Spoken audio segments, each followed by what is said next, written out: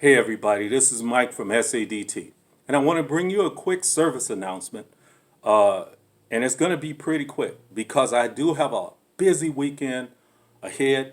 There might be some things I'll be telling you about in the future, but all I can say right now, I have a busy weekend ahead. Maybe I might even get some video of some of the things that I'm going to be working on in the very near future. But what I do want to do is give you a quick service announcement on things that you need to know when World Without Rule of Law has presented itself and you might be having armed conflicts with others. This is very important if you own a firearm, even if there's not SHTF and you're going to be firing that weapon at a range or whatever the case may be, maybe a problem with a home invasion or something. First of all, I want to quickly address the need to know immediate action steps for stoppages, malfunctions, things like that. Some of those, of course, are failures to feed, failures to load, magazine not properly seated, you're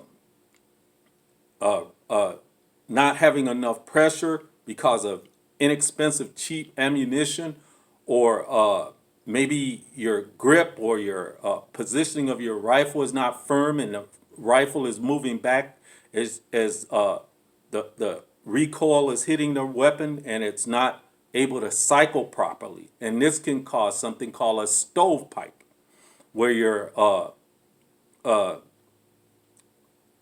cartridge is not clearing the breech as it's supposed to exit the weapon through the ejection port, and it's getting stuck in there, and that's called a stovepipe, and you have to clear that by stripping it, reseating the magazine, and pulling back your charging handle or racking your slide.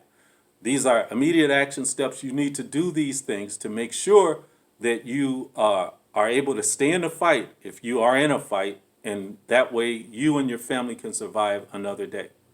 Now this takes on an extra added meaning when you're in SHTF situation and you might be having multiple conflicts and you're not all checked in on maintenance, cleaning your weapon, making sure it's free of debris, no damage, so that you don't have to worry about things going wrong as much with your weapon. But if you don't know about these things, start learning them now, because it's too late when something goes wrong.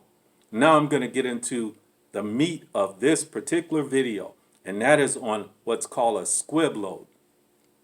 Squib load, not to be confused with a hang fire. A hang fire, I'll go into that really quickly, but just touching on it, you can ask people who are checked in with firearms that you know. You can go to a range. They have people there that can tell you about it. You can check videos out online, but what a hang fire is when a round, for whatever reason, the primer fires, but for some reason the powder doesn't light off or it's not enough at the very beginning and it's burning slow. So what happens is the round is still seated in the cartridge and the powder is burning, but it hasn't exited the barrel yet for one reason or another. What this can cause is you can remove the weapon from the intended target, point the weapon at yourself or someone else, and the weapon then fires. You don't want that to happen. So be knowledgeable of this situation. And then you have what's called a squib load. And a squib load is a whole different animal. And what happens is when you have a squib load is, for some reason, it could be not enough projectile powder. It could be a dirty barrel. It could be damage inside the barrel, warped barrel, whatever, from constant firing. What happens is the round goes down the barrel and it gets stuck. And where this can really cause a problem is you will not necessarily know when this round gets stuck in the barrel. And then you fire a second shot behind that, and the pressure along with the round moving down the barrel causes so much pressure, and what happens, you have what's called a catastrophic failure. When you have a catastrophic failure with a firearm, that generally will present itself with enough force to blow apart a barrel, destroy your weapons chamber, and your upper receiver. The whole thing will disintegrate, possibly maiming you, blinding or maiming someone else. In fact, it can even kill you. When the round and the parts of the weapon flies apart, it's just like having a shrapnel grenade. Pieces of it can lodge in your neck, in your eye, in your face, and cause severe damage to arteries, major arteries in your neck and whatever. And you can bleed out in minutes. So knowing this is very important.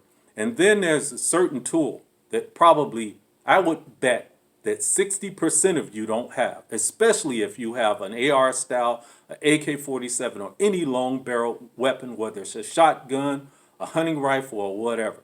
And that is a rod. A rod, not necessarily for cleaning, but something sturdy enough and small enough that will go the full length of the barrel, where you can tap, along with a mallet, where you can tap that round out of the barrel and then do whatever maintenance you need to do so that you can make sure that this problem doesn't reoccur. Or maybe it's time to retire that barrel because there's some damage to it internally that you might not be able to see from the external look of that barrel.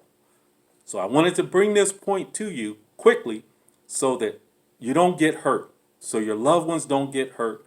So if you're in a fight, you live to fight another day. That's it from SADT. This is Mike. I want you to like, share, subscribe, and if you are a subscriber, look for that bell icon and click on it so that you always know when I have important information just like this coming out, so that you can learn a little bit more about being safe, being prepared, and always be ready for what's coming. Be ready for the fight. Thank you and have a good day.